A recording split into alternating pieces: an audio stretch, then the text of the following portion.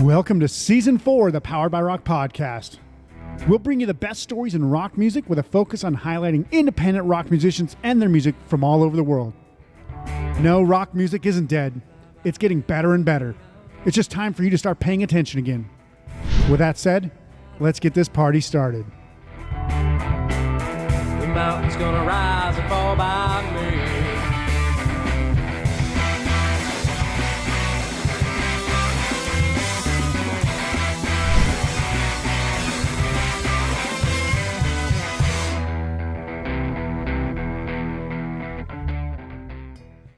Hello and welcome to the Powered by Rock podcast, where I'm speaking with Tony Connor of the Pennsylvania punk band. I should say Pennsylvania. You kind of said Pennsylvania. I don't know. Anyway, it's like a Spanish accent there for a second. Pennsylvania punk band 22 today. The band has previously released an EP called 505 Palomar Pl in 2020, which came out just days into the pandemic, which was definitely a big deterrent to growing any band's visibility and fan base during that time. The band has a brand new batch of songs coming out this year. I almost said EP because that's kind of like what I thought it was going to be, but it's not. Their first single of these 4 songs is called The Sound, and it's just been released about 3 days ago, I think. So it's been just recently. So, and you can go check it out on your streaming platform of choice right now. So if you're watching this on whatever you're watching it on, go check out that song as well. But guess what? You'll have a chance to watch it during this episode as well. The song is high energy and rips in the skate punk genre, but with a slightly heavier sound, if you ask me. So, hey, Tony, welcome to the show. Hi, Isaac. Thank you so much for having me on. I love the intro. That was awesome. Thank you. A little long-winded, but sometimes it's necessary. Always. Yeah, got to build up the hype. I got to be somebody's hype man, because I can't just sit here and talk about myself, because I listen to podcasts where people talk about this stuff, and I'm like, I don't give a shit about you. Like, I tuned in for the guest. Like, I don't care about what you're doing in your day. That's fair. But yeah. So that is fair. Yeah. So let's talk about the short history of the band. Obviously, this band's been around for about 4 years. I think you guys got together in 2019, but you guys aren't obviously newcomers to punk rock music or bands in general. And of course, obviously, as bad luck would have it, the pandemic hit pretty much right after you guys formed and started getting things going. So kind of, how did that kind of work out? Obviously, you guys coming from different bands and working together, but then obviously getting together, getting excited, and then having shit like that happen. So, anybody who's been in a band, who's done anything that they're proud of, you always have that lightning in a bottle feeling where you're like, let's do this. This is good. Let's get this ready now. And that's exactly how we felt in 2019. And so we recorded with Pete Steinkopf from Bouncing Souls over in Jersey. It was a great experience. We loved the EP. We're happy with the product. We're ready to go. And we release it in March of 2020. Yep.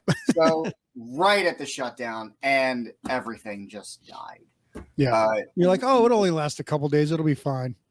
And of course, like everybody, we were hopeful about it, but yeah, it just rolled into itself. So, coming out of that was pretty rough, and not being able to practice for a while, just for, we were all kind of what do we do?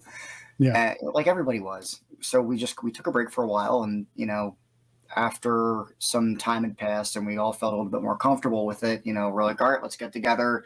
If it's not every week, it'll be every other week, as long as everyone's feeling okay. And, we just kind of went from there, and we were able to kind of bring life back to it again. So it was a good feeling.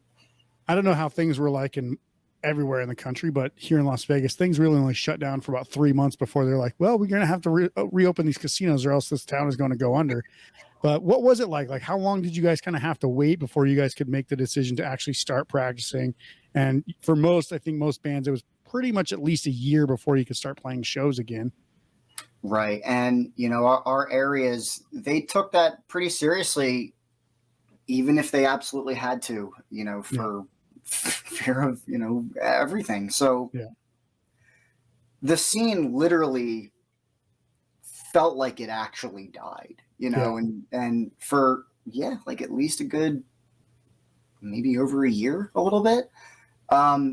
Even though we were, practicing since then, we had only played one show, and it was that December of 2019. Yeah. It was our first and only show, and then everything happened. So when we were able to get everything going back again, we started writing.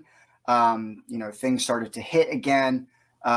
We did go through, a lineup change. We did get a new guitar player. So we were reacclimating him to everything, as well as, feeling everything out in terms of what the band is now. And once everything kind of settled, we're starting to have that lightning in a bottle feeling again. So it's really exciting to be here now and have everything, come out. And, we feel it's the right time.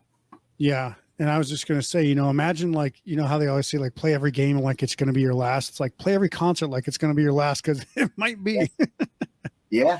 Yeah. I completely agree with that. I do try to play every show like to that degree, whether it's like 10 people or it's like 50 people or more. You're still going to see the same me. Yeah.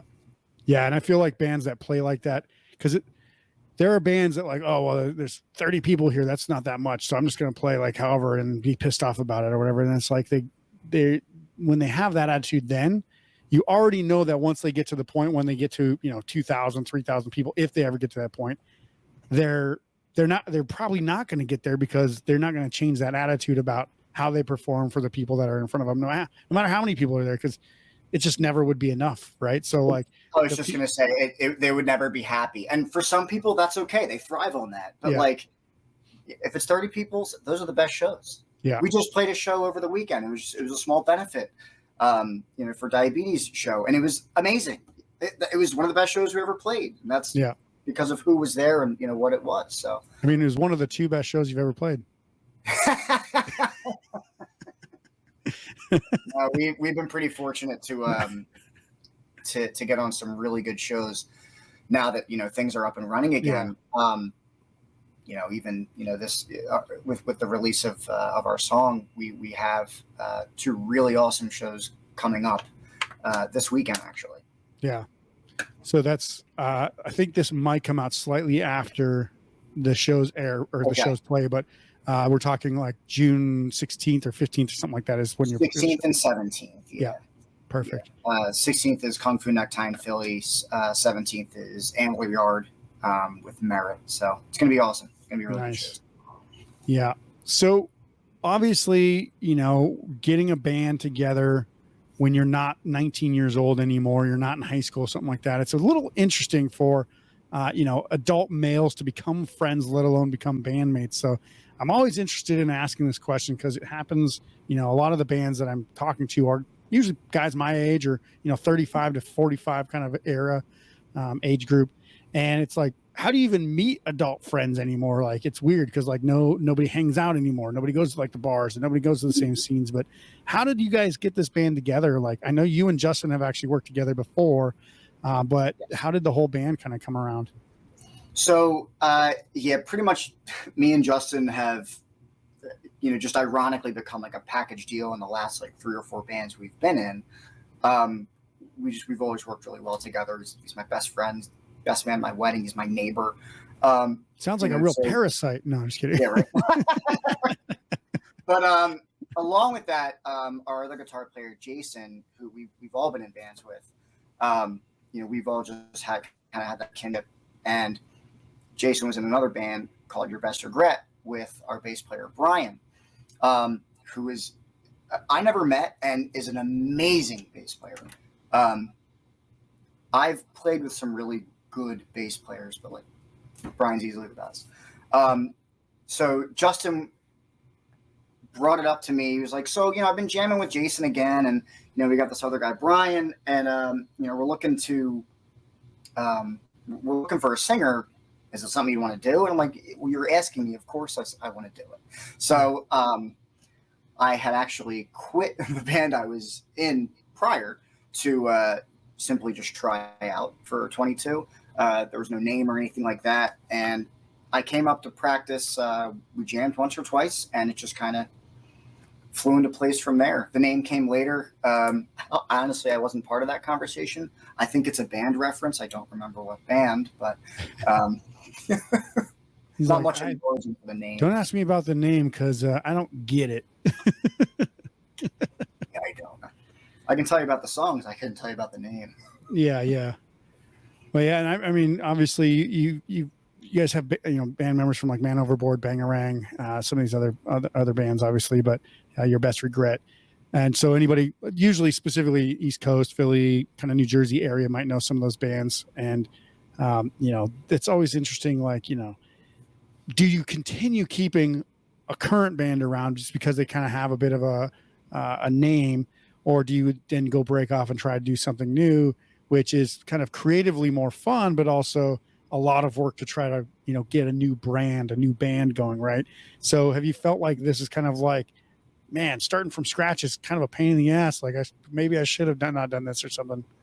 I mean, any band that I've ever been in, I always have that, we're starting over, and I never try to have unrealistic expectations for any of it.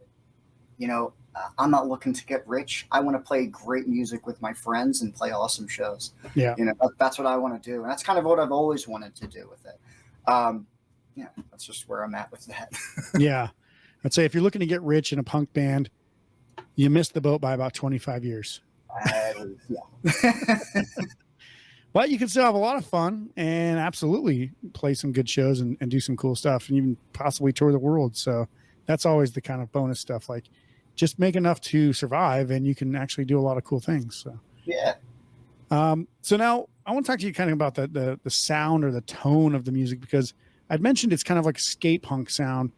I guess musically it's kind of got that, but I guess in vocal tone and even some of the guitar work, it kind of takes like a little bit of a heavier or darker sound to it. So, the first EP seemed to have a bit of I don't want to say angry tone, but a little bit more aggressive tone, in the sense that the songs seem to be either written about particular people or, frustrations with society, kind of that stuff. But what are you guys' mindset when you're writing these songs? I mean, obviously, are you writing all the lyrics, or is the band kind of coming up with the songs together? And then will the new songs kind of be a continuation of that process? Right. So with the initial set of songs that we did when I came in, they had about 3 or 4 pretty much ready to go. So I just threw words on top of it. Everything else after that, we were all kind of involved in writing the music, even just from a speech standpoint. In terms of the lyrics, I do write all the lyrics, and me and Justin work really well off of each other vocally. Mm-hmm. And we've been recording with each other for a long time. So he's in the same mindset I'm in terms of, what my lyrics mean. Like he gets me. I was gonna say, like, because, naturally in like a skate punk sound, it's more, usually there's either it's like a politically referencing something, or it's kind of like, party anthems, or, something just like kind of generic about relationships. But you guys kind of obviously, I think there's a bit of an elevated lyrical sense, but I think that tone is a bit darker. Even if you don't know what the lyrics are, you kind of sense something's a little different than a typical skate punk band. So it's kind of curious as like how that sound even came about. So when a lot of times when we'll get like a finished song, they're like, all right, Tone, it's your turn. So, we'll kind of do a live recording. I'll listen to it a bunch. And a lot of times I will have an idea of what I want to write about. And then I really do just try and cater it to how the song feels, and what I want to say in that moment, really. I rarely write in the first person. Like, I don't really like to write too much about myself. I'll write a lot from someone else's standpoint. Sure. Or, more of just a general overall topic. I find it a little easier to do that. That makes me sound like, I can't write about myself, but no, I mean, that's boring. Yeah. Well, I think a lot of people, well, let's put it this way.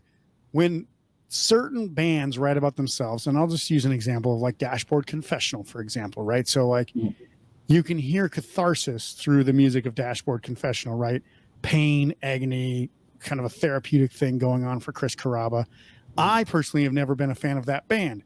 Tons of people love that band. Now, I love other bands that have a very similar construct and write very similarly, but for whatever reason, just never liked Dashboard Confessional. So there is something about that, connection through self-therapy and catharsis, right? But at the end of the day, if you don't connect with that, then it can be completely alienating. So you might be throwing people off who might like the sound otherwise, right? So there's kind of that, like, you know, I get like how, you know, the more intimate of lyrics that you write, kind of you're pushing closer towards your, you know, ideal fans. But then at the same time, if you don't feel like you have that, you know, that super personality, that cult of personality, like a Chris Carrabba might, what's really the point of talking about yourself so much? Because sometimes you just come off like an arrogant asshole. Right. Absolutely. Absolutely. I couldn't agree more with that. But yeah, like, but some of the So we both agree that Dashboard Confessional is not good. Is that what you're saying? Oh, hey, easy now. No, I love a good amount of that man's music. Not all of it. Yeah. A good fair amount of it. No, I'm I like that. I like that Spider-Man song. That's a good one. It's a comic book guy. Yeah, of course you love Dashboard Confessional. Yeah, that's a great song. So, yeah, I was just gonna say, is there anything about the sound? Like, do you know why it's darker? Or is that just kind of something that has come about naturally? Musically, that was a song where it started off very different. It was a completely different song, and then one day we came into practice. And I literally feel like I went out to my car to grab a water, and by the time I came back in, it was a completely rewritten song. And it was just, it had power. And I'm like, this is the heaviest thing we've ever done. If we don't finish the song, I'm going to be very upset. Yeah. But then in terms of lyrics, those lyrics I had actually, to be completely honest, I had those for a while, but I didn't have a song for it. I didn't have the right song for it. And when we made this song, I'm like, I found it. It's perfect.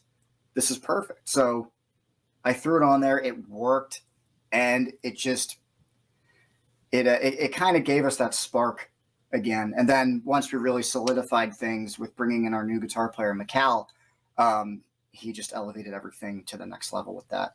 But in terms of lyrics, for the words and everything, what it means is it's a huge nod to basically everybody we all grew up with, going to shows and, you know, making an effort and playing in bands, being a part of shows, putting on shows, everything like that.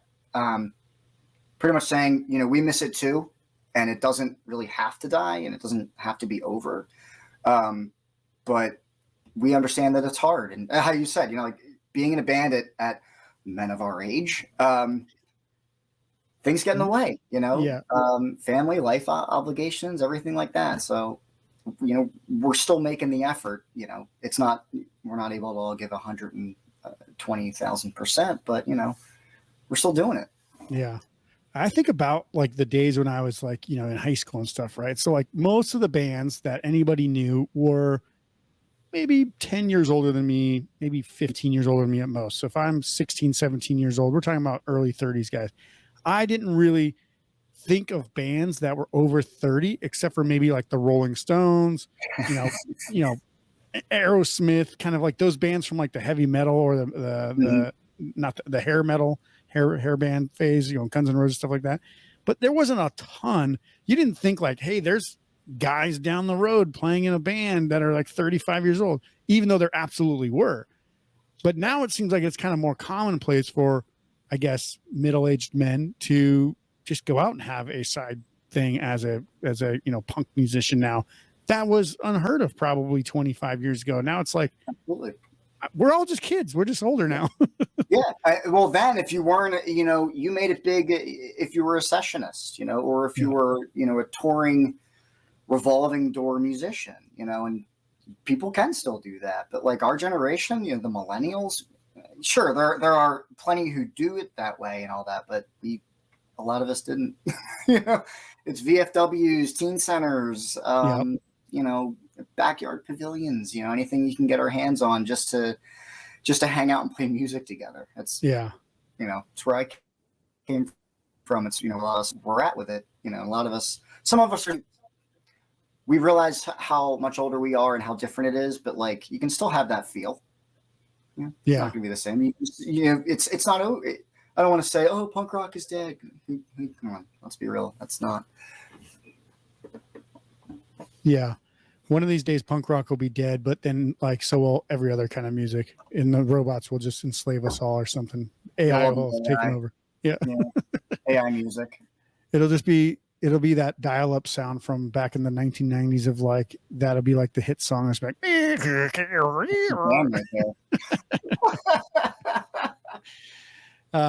but yeah, I mean, obviously, you know, the difference I think now is historically music has always been kind of pushed at young adults, right? Like, to make a hit record, you need to sell it to 18-year-olds, 17-year-olds, 20-year-olds, right? That has always been the key buying demographic for music.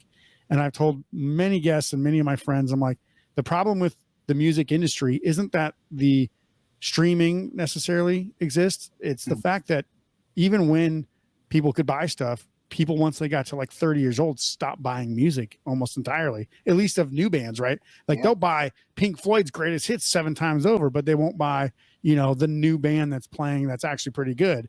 So that's, I tell people, like, you know, even the intro of this podcast, it says like rock music isn't dead. You just stop paying attention, because generally speaking, once people get out of high school or college, they just stop listening to new music and only go back to that phase of their life when they, you know, music was still good. And I'm like, music's still good. There's so many good bands that you've never heard of because you don't take the time out of your day to just press play or, you know, search or do anything like that, or listen to stuff like this, you know?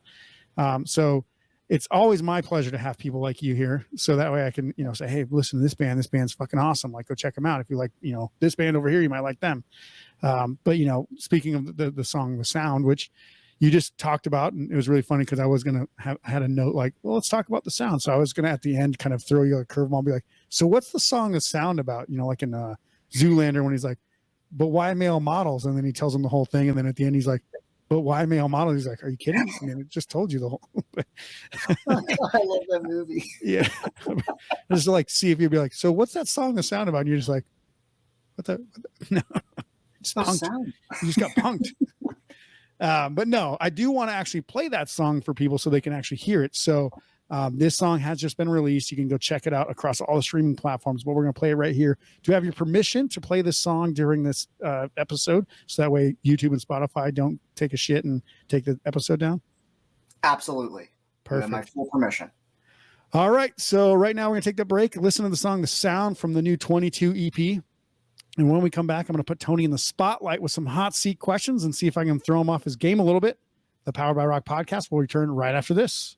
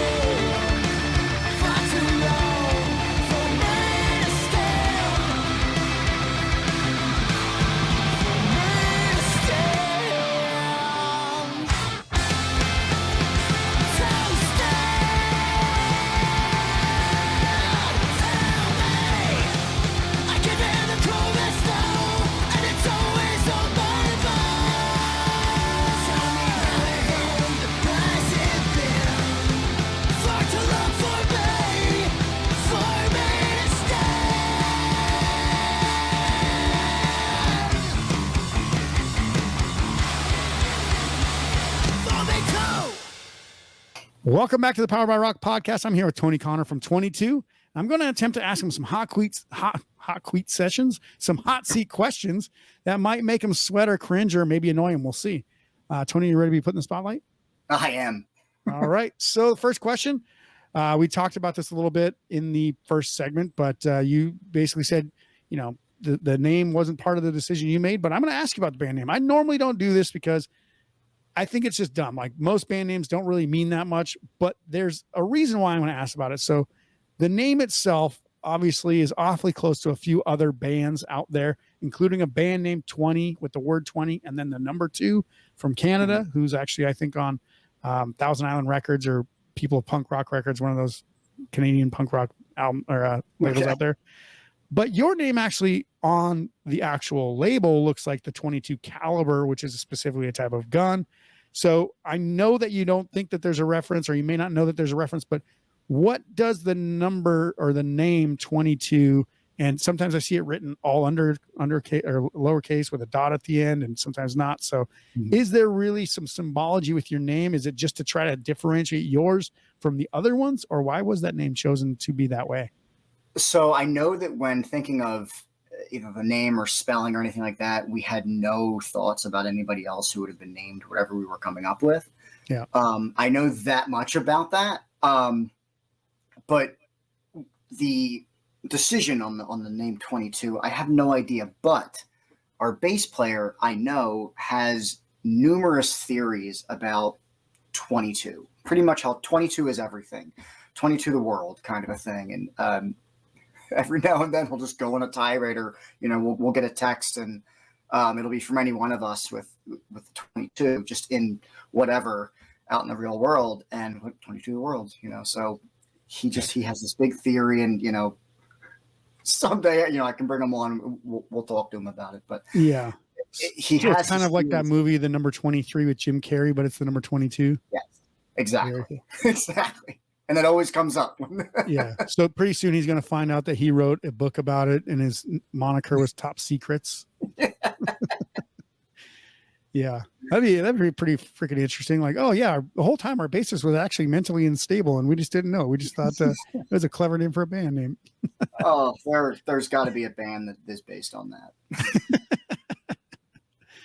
All right. Question number 2. I don't know that much about Lansdale, Pennsylvania, but from what I understand, it's a pretty small outlying city around Philadelphia, which probably is close enough to get to Philadelphia within a couple hours.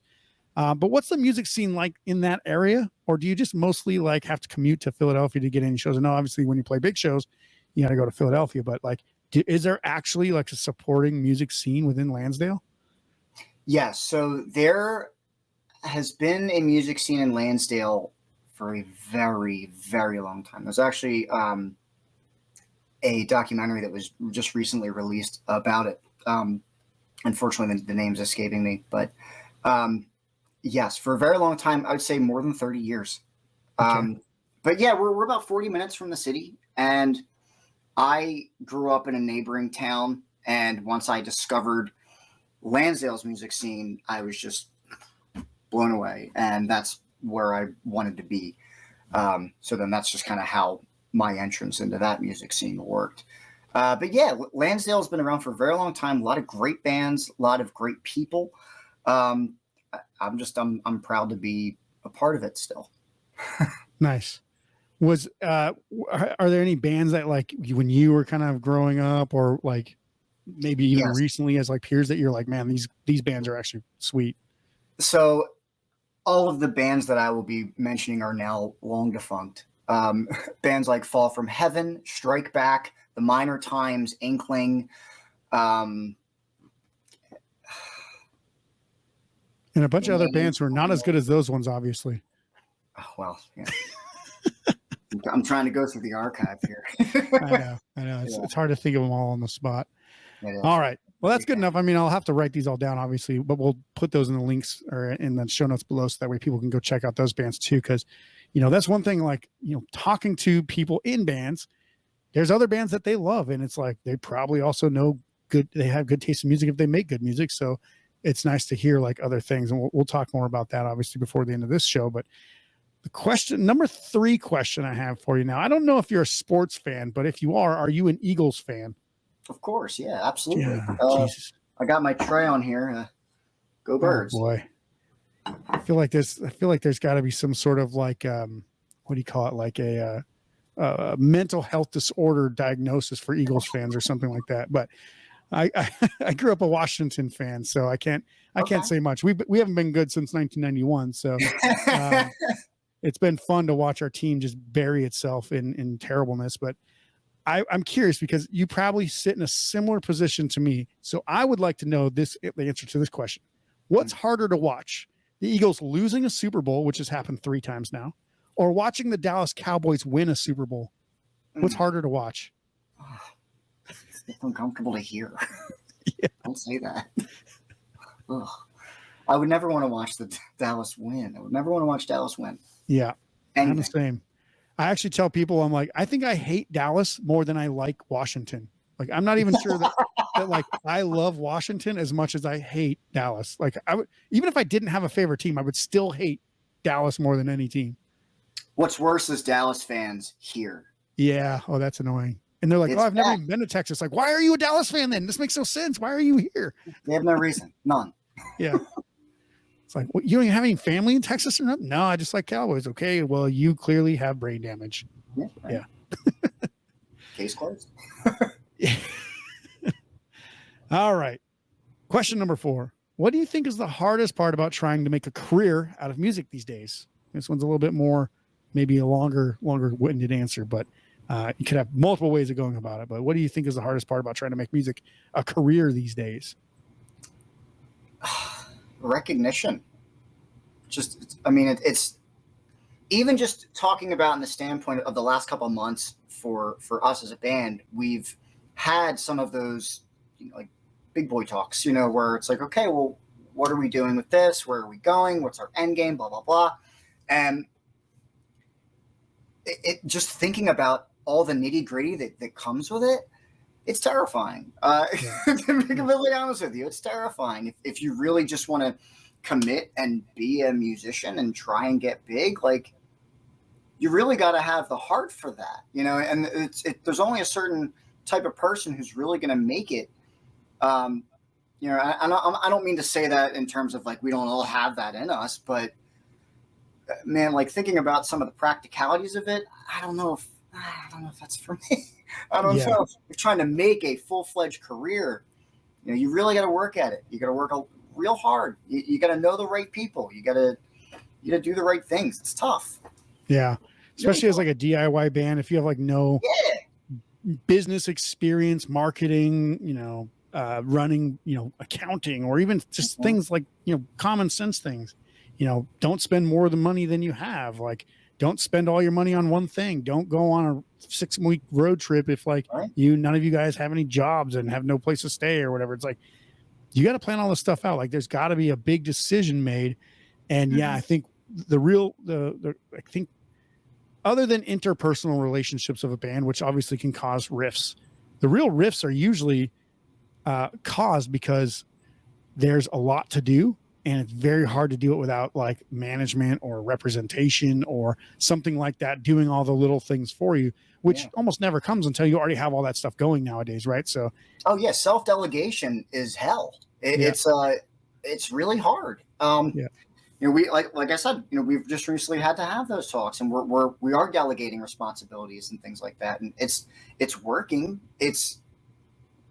Of course, it has its moments. It's you're not just in a band with your friends, like you're also trying to make decisions as a unit for what you're presenting. So, whether that's financial or creative or whatever, y'all got to be on the same page, and y'all have to have an understanding of what you guys want out of it all. Yeah. What are we doing this for? So as a side question, what would 16-year-old version of Tony tell that version of Tony? You're a sellout, you scrub. What are you doing? Stop talking about business. Just go make good music. Shut up.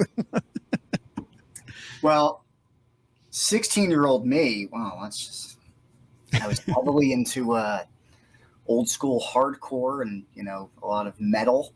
Yeah. So I don't know, maybe I would have listened to what I was doing and been like, you what are you doing? Yeah. You're doing the wrong things here, obviously. There's no breakdowns. What is this? Where's the drum solo? Come on, man. Why is no one marching? Yeah, I mean, it's just weird because like when I was growing up, I played in a band in North Dakota, so like there was almost zero chance that I'm ever going to get out of there making music as a career, as a punk band, right? Like, I want to start a country band, sure, I can potentially right. Way. But punk band, it was like, this is not going to happen. So I was trying to decide, like, hey, do you guys, like, you know, the drummer and the guitar or the bass player from our band is like, do you guys want to do this a little bit longer? You know, we are pretty much all going to college because we didn't see a future. Because back then, the only way we knew how to get, you know, anything was to get on a record label. And there wasn't a record label within like 500 miles of us. So that's just not happening. Yeah. But yeah, I was like, who do you even tour with in the Midwest that's around North Dakota? Like, you have to then move to Minneapolis or, you know, Denver maybe or something like that and figure it out, or Chicago. And that's a big commitment itself. So, you know, I pretty much was stunted by the lack of opportunity. Now there's not really a lack of opportunity because with streaming, everybody can be found, but now it's like an oversaturation and a kind of, you know, it's almost too easy to find people. So now everybody does it, but then how did anybody stand out? So now that's like the opposite thing. Like, you can't be discovered because it's too easy now. It was too hard before, so you can't be discovered. Now it's too easy, so you can't be discovered. So it just drives me crazy that there's like no in between. It's whenever this topic comes up in any kind of conversation, I always feel the need to bring this up. I'll never forget the time and place where I realized that the internet has taken over music. And while I knew it was going to be awesome, I immediately knew this is going to be terrible for music as a whole. You know, just in that regard. In 2005, I discovered a friend showed me Panic at the Disco. Mm-hmm. And I found out that kid lived in Utah and did everything with, I think, a friend or two in his bedroom. Yeah. And then just left because he was discovered on the internet.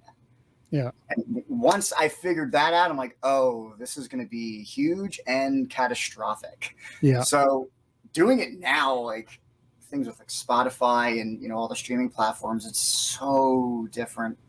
I just remember when the iPod was like innovative. Yep. Yep. You can have 6 million songs on your device right here. It's like, well, now you don't even need to download stuff. It doesn't even matter.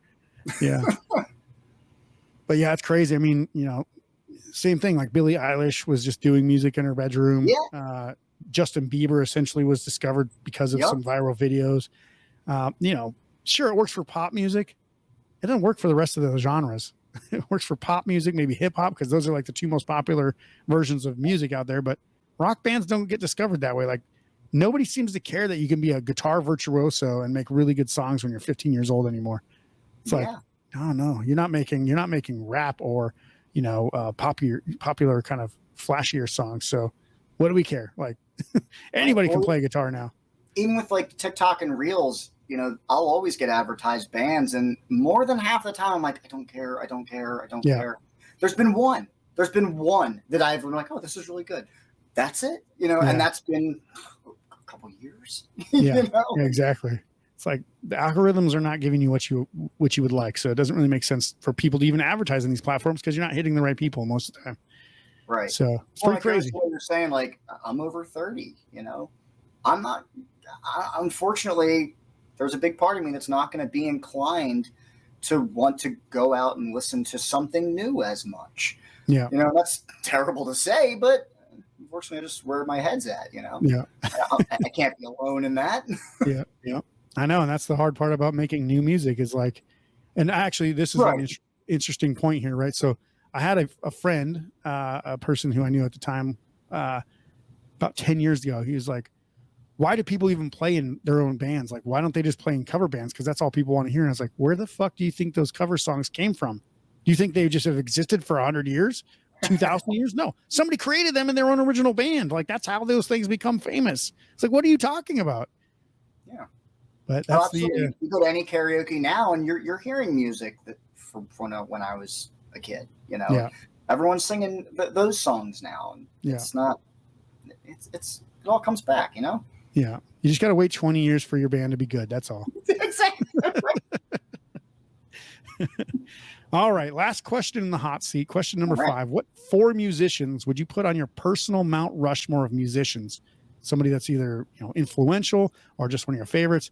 It doesn't have to be this, they don't have to create a band together. They don't have to play together. It could be 4 singer-songwriters. It could be 4 drummers, whatever, but 4 musicians on your Mount Rushmore. All right. Scott Weiland will be first. Okay. Stone Temple Pilots. Rest in peace, Scott.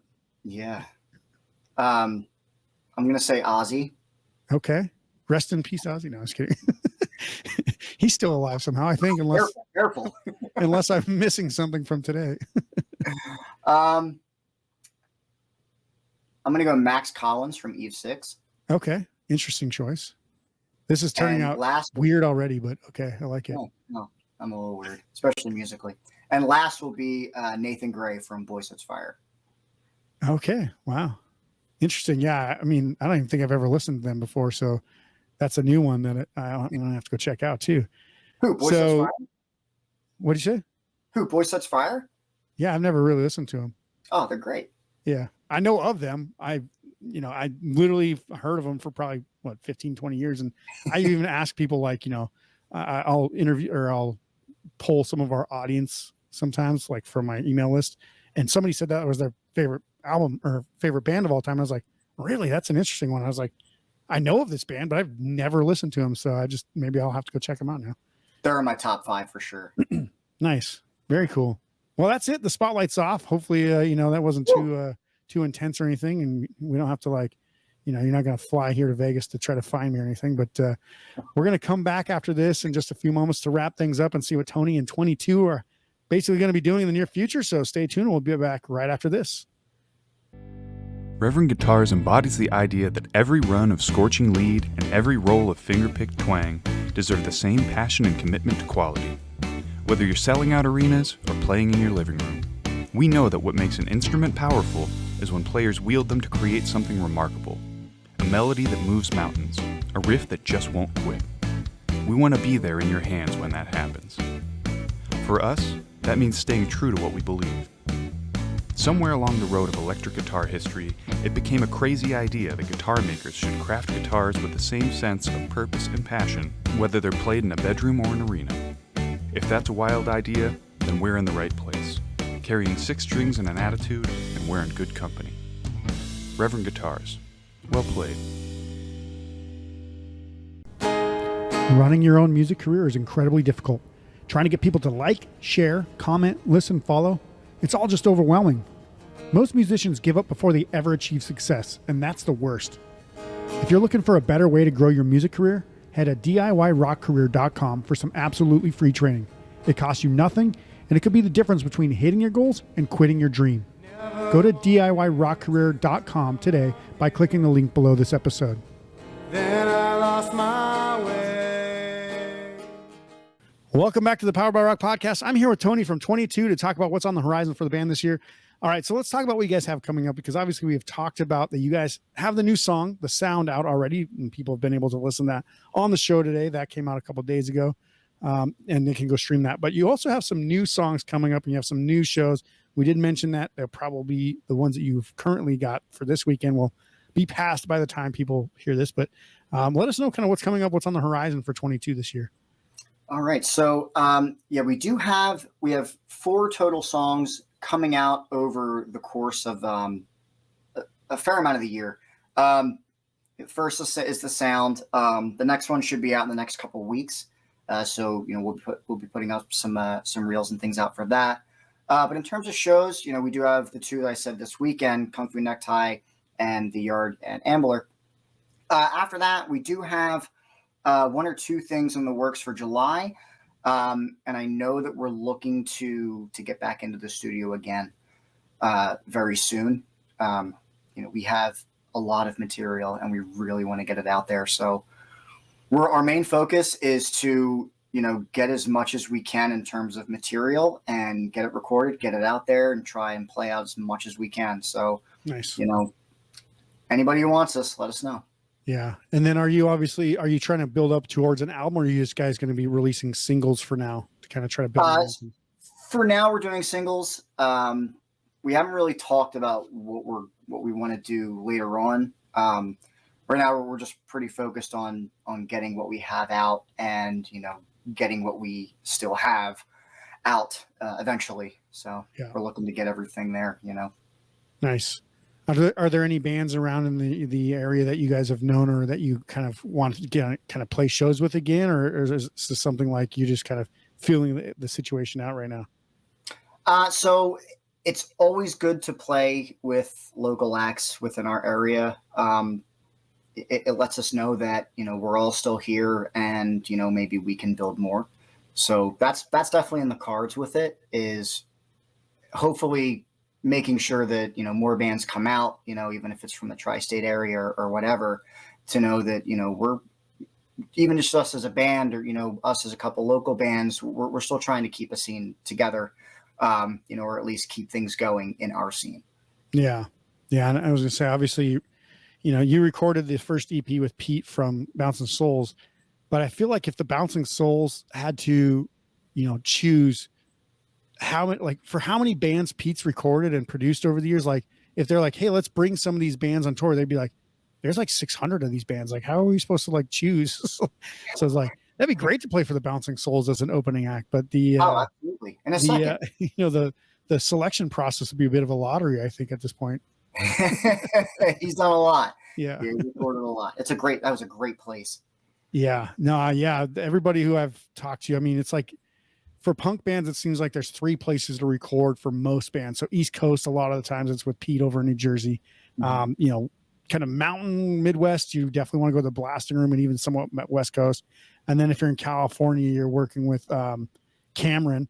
I can't remember his last name for some reason, but he's been working with all the SoCal bands for like years.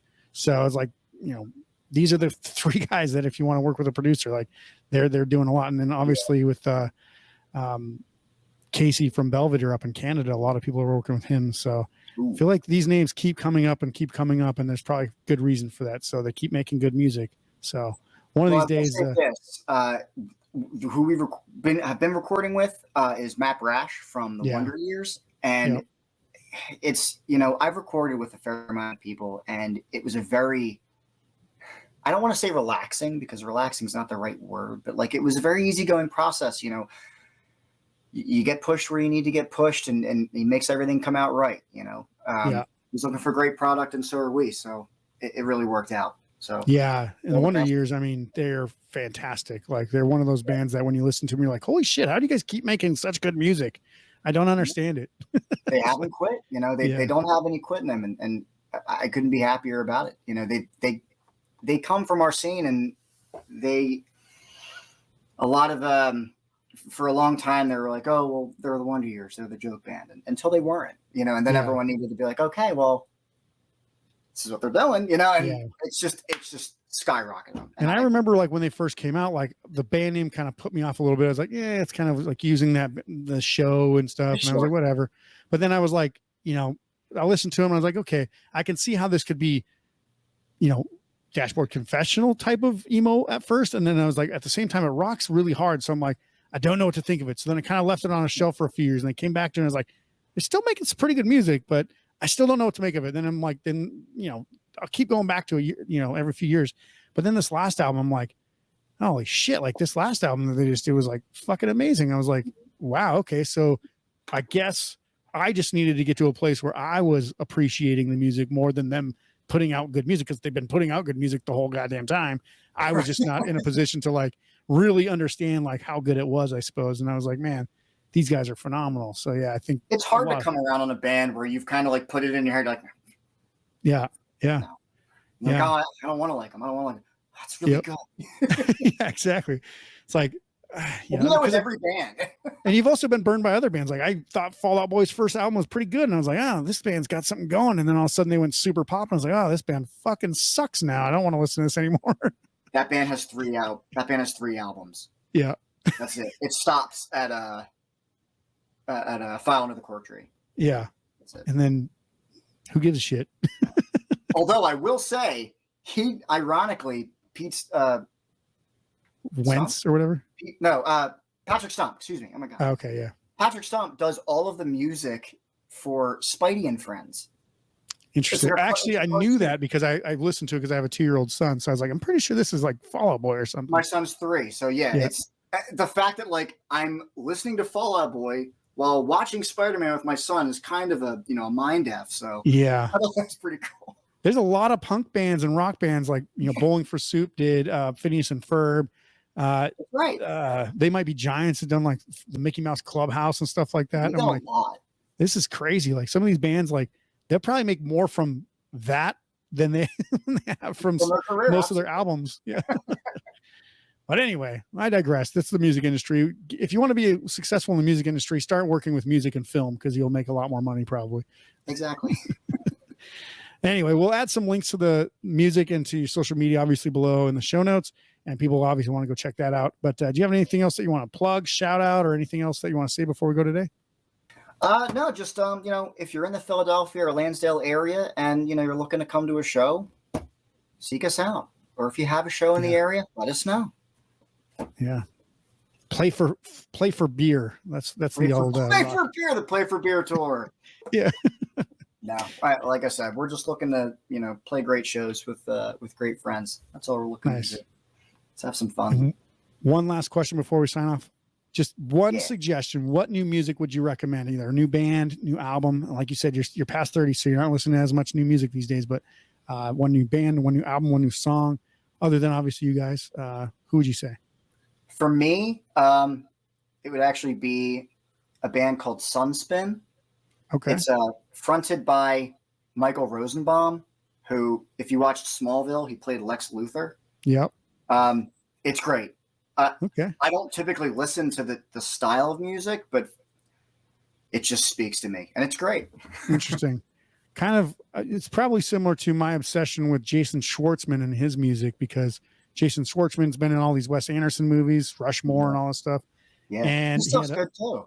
Coconut Records was like his side project for years, and I was like, fucking love this. I don't know why, but like, just great music. Absolutely. Not particularly my jam, genre or anything, but the way he plays it, I was like, fucking love it. So yeah. There's something about knowing that you know who the actor is. Yeah. There's something that just kind of speaks to you initially about that, and it just helps you appreciate it a little bit more. Yeah, like if this weirdo could make some really good music, like that'd be interesting. And then they do, and you're like, okay, well, that's pretty good. Very cool. Well, I do want to thank you so much, Tony from 22, for being on the show today. Thank you for your time. Thanks for speaking with us and letting everybody know about the new songs and all that.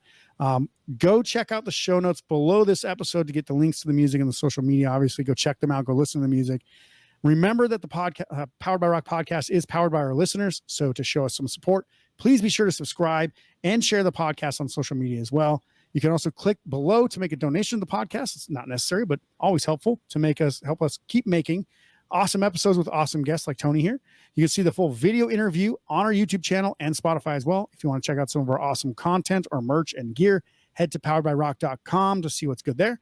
That's our show for today. I'll see you soon for the next episode. Until then, rock on.